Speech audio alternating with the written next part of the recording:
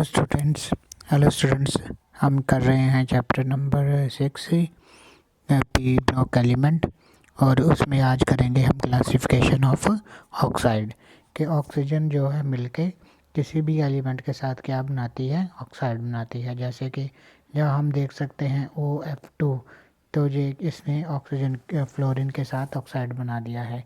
इसी तरीके से हमारे पास जो है O2F2 भी हमारे पास, ये भी एक ऑक्साइड ही है। ठीक है, तो जब दूसरे एलिमेंट के साथ ऑक्सीजन मिलता है तो ऑक्साइड बना देता है। तो हमारे पास जो ऑक्साइड है वो डिफरेंट तरीके के हो सकते हैं। So we can have the simple oxide और मिक्स्ड ऑक्साइड। दो तरीके के ऑक्साइड है। जैसे सिंपल ऑक्साइड में CO आ गया, कार्बन मोनोऑक्साइड आ गया, एल्युमिनियम ट्राइऑक्साइड, जिंक ऑक्साइड आ गया।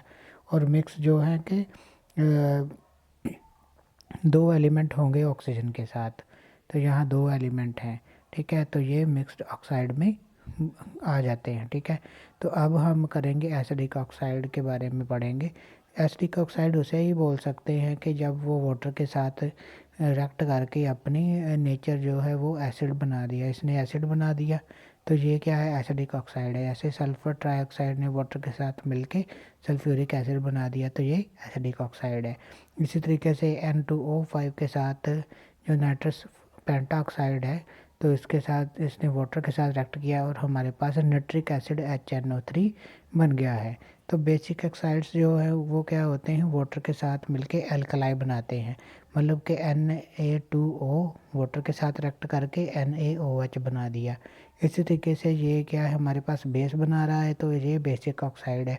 तो कैल्शियम ऑक्साइड जो है वाटर के साथ रिएक्ट करके कैल्शियम हाइड्रोक्साइड बना रहा है, तो ये भी हमारे पास बेसिक ऑक्साइड ही होता है।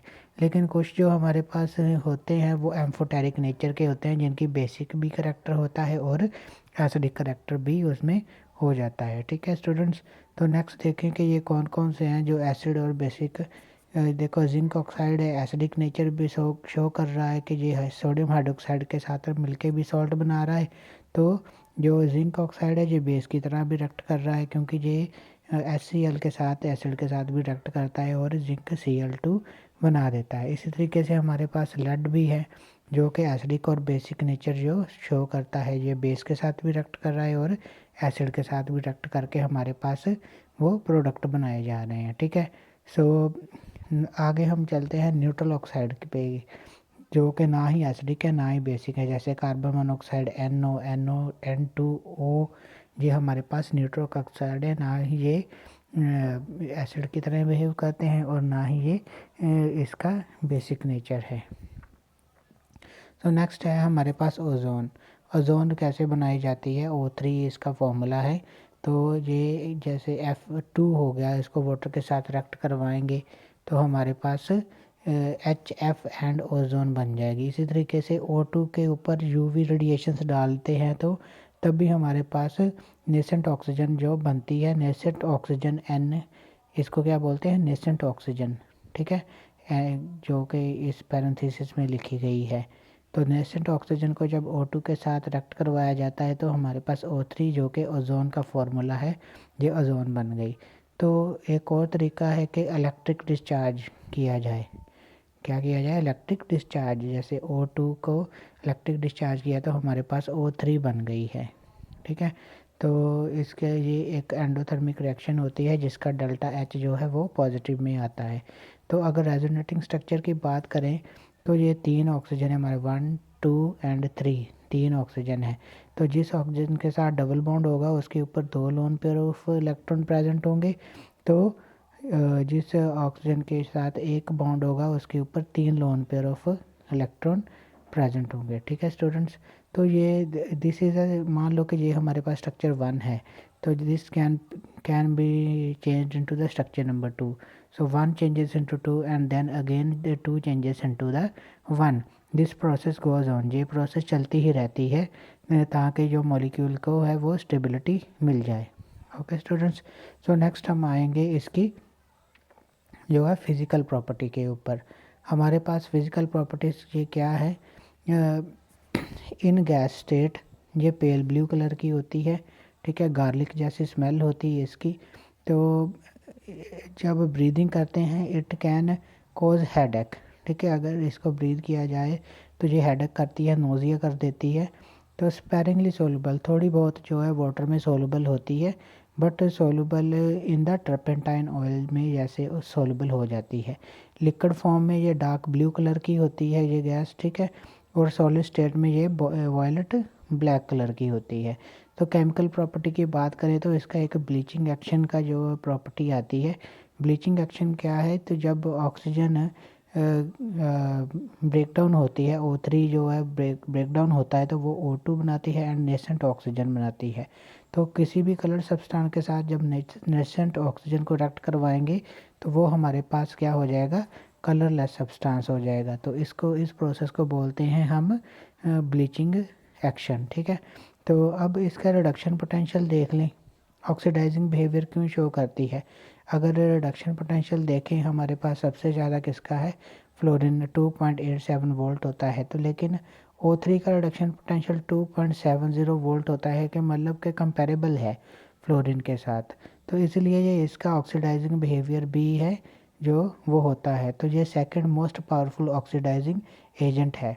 तो इसी तरीके से FeSO4 के साथ जब वे रिएक्ट करता है तो हमारे पास in the presence of sulphuric acid O3 give the ferrous sulphate, हमारे पास फेरस सल्फेट बन जाता है with water and O2 as a side product. इसी तरीके से ये अगर बात करें हम PbS की, लेड सल्फाइड की, तो लेड सल्फाइड के साथ रिएक्ट करके क्या बनाता है, O2 बनाता है और PbSO4। इसी तरीके से सल्फर के साथ सल्फर और वाटर के साथ रिएक्ट करके ओजोन क्या बनाती है, H2SO4। सो I2 को किस में कन्वर्ट कर देती है, so this convert the I2 into the IO3।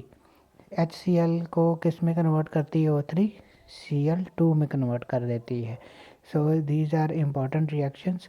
So next देखें, अगर फॉस्फोरस के साथ P4 के साथ रिएक्ट करेगी तो फॉस्फोरस ऑक्साइड बना देगी, ओजोन जो है वो जो रिएक्ट करती है। इसी तरीके से एक और हमारे पास पोटाशियम मैग्नेट को जो है वो पोटाशियम पर मैग्नेट में भी चेंज करने का काम O3 करती है, क्योंकि इसमें इसकी नेचर जो होती है हमारे पास कैसी है, इसकी नेचर जो है ऑक्सीडाइजिंग नेचर होती है। सो अगर इसके यूजेस की बात करें तो ये KMnO4 पोटाशियम पर मैग्नेट बनाने में काम आती है। ब्लीचिंग एक्शन जो है हमने देखा कि नेसेंट ऑक्सीजन जो है प्रोड्यूस होती है, तो नेसेंट ऑक्सीजन जो कलर सब्सटेंस के साथ मिलके तो उसको कलरलेस कर देती है, उसे ब्लीचिंग एक्शन बोलते हैं। तो ये स्टरलाइज वाटर को स्टरलाइज करने में भी यूज़ होती है, क्योंकि ये क्या कर देती है कि जो जर्म्स है उनको किल कर देती है। तो ये और भी है कि डबल बॉन्ड कहाँ प्रेजेंट है, तो उसमें एक ओजोनोलाइसिस नाम की प्रोसेस होती है, वो करके हम पता कर सकते हैं कि ओजोन के साथ रिएक्ट करवाना है, तो उसे प्रोसेस को बोलते हैं ओजोनोलाइसिस। तो ओजोनोलाइसिस प्रोसेस में ये क्या बना देती है, हमारे पास एक कम्प्लेक्स बना देती है, एक तरीके का स्ट्रक्चर बना देती है। तो डबल बॉन्ड की प्रेजेंस को देखने के लिए भी ये ओजोन जो है हमारे पास यूज़ की जाती है। तो अगर इसकी स्टेबिलिटी देखें तो इसका डेल्टा H जो है वो नेगेटिव होता है, डेल्टा S पॉजिटिव और डेल्टा G भी वो जो है पॉजिटिव होता है।